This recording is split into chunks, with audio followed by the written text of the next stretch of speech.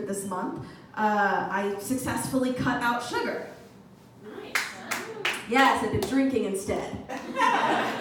So big steps. But I mean, sugar's, whatever. You know, it's a lot like incest. It's fine in moderation. I know what you all are thinking. You know, you're thinking, I don't look like a comedian. You're right. I look like a tall baby. Or like someone who would walk up to you on the subway platform and be like, excuse me, have you accepted Jesus Christ as your personal Lord and Savior? I do that very often. I can't help it because I was raised in this very, Christian community growing up, so I have to be an asshole. I don't have anything against Jesus, though. I think he's cool. I think he was probably a comedian. He gets off stage after a bad set. Oh, I died up there. It's just stuck to my new material. I shouldn't have resurrected those old jokes. Oh, Jesus. You're so funny. I'm just really, I'm sexually attracted to God. That's like my thing. Yeah, I just want Jesus to nail me to that cross. If you know what I'm saying. I'm mentally unstable. It's fun. I don't think it's Christians and Jesus. I don't understand when Christians try to blame their crazy on Jesus. Like, oh, I'm protesting, the gay pride parade. It's what Jesus wants. No. That's like when white girls say, I normally never drink this much, but Mercury is in retrograde. Mercury's not in retrograde. You're just a crazy hoe. Those are the same chicks that'll be like, Dana, I just read this amazing Facebook article. It says the cure for hemorrhoids is self-love. Okay, calm down, Brenda. My mom is really, really Christian. So Christian, in fact, that when I was a kid, I wasn't allowed to shop at Whole Foods because my mom said they supported the gay agenda. And she never specified what the agenda was. All I knew was organic produce, gay. And this one time I asked my Mom, why aren't we allowed to shop at Whole Foods? And she said, well, anytime I make a decision about what I'm going to do with my life, the choices I'm going to make, I always ask myself, what would Jesus do? I said, then why don't you go die? That's what Jesus does!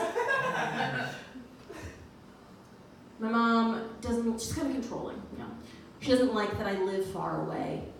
And she'll call me up and be like, Dana, you're so far away! I'm like, bitch, that's the point! My mom homeschooled me because she's crazy. I really do think it takes a certain amount of audacity to be like, you know what?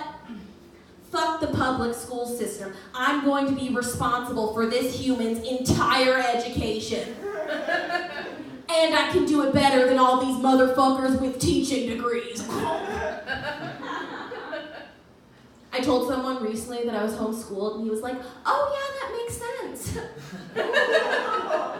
Your hair looks homeschooled. I was like, what does that mean? He's like, it means it looks like no one ever told you flat irons exist.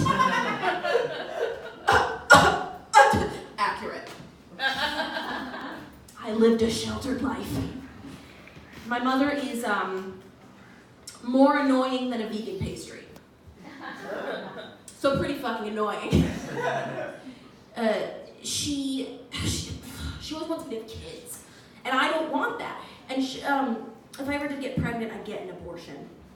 And my mom has asked me, Dana, is there a certain point in the pregnancy where it's too late, and you couldn't terminate the pregnancy in good conscience?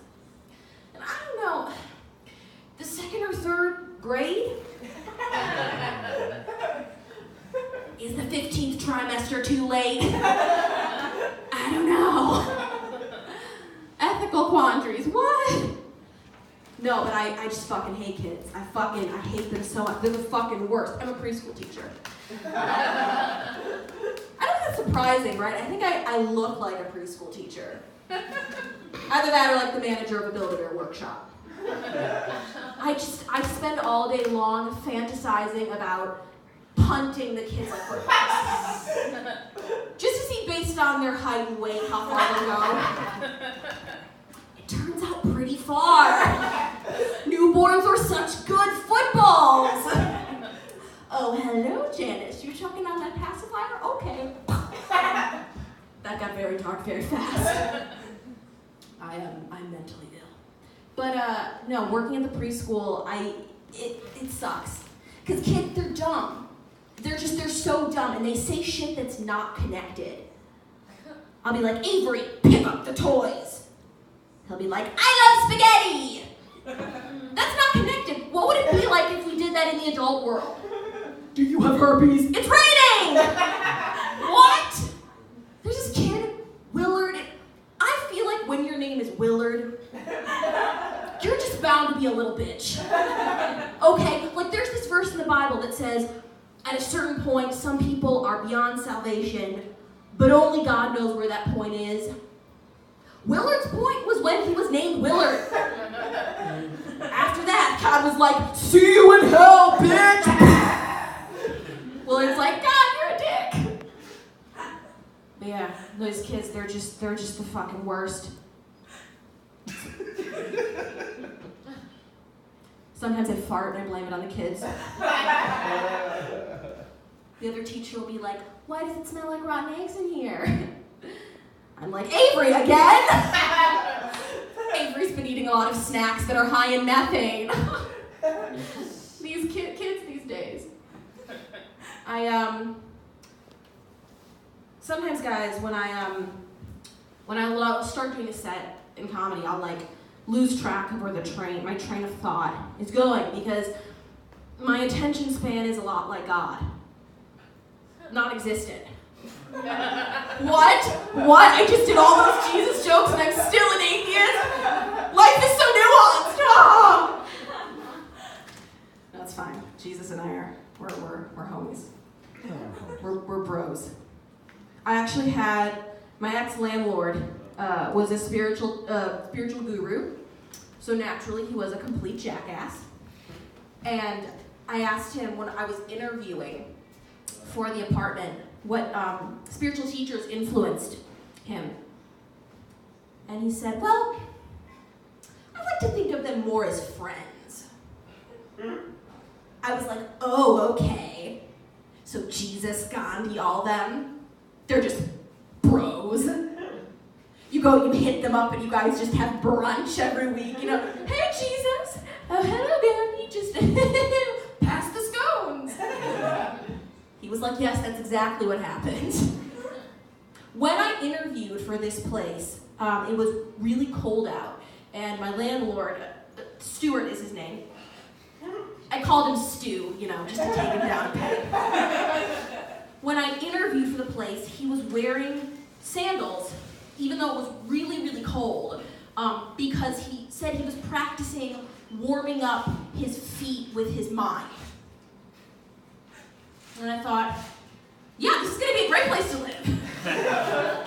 A crazy land. What could go wrong? What could go wrong? Let's talk about drugs. Segues are weird.